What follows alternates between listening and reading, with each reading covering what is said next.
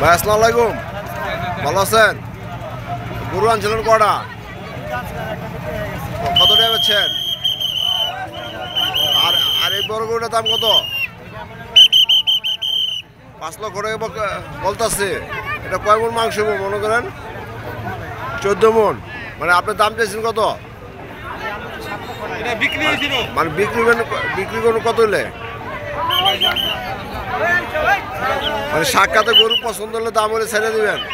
প্রিয় দর্শক, আমরা কিন্তু দেখতেছি এই খেদারপাড়া গাংচিল গরু হাটে আপনারা দেখতে পারতেছেন বিশাল আকারে এবং অনেক গরু উঠছে। আপনারা এখানে যা যা মন মতো আপনারা নিতে পারবেন। সবাই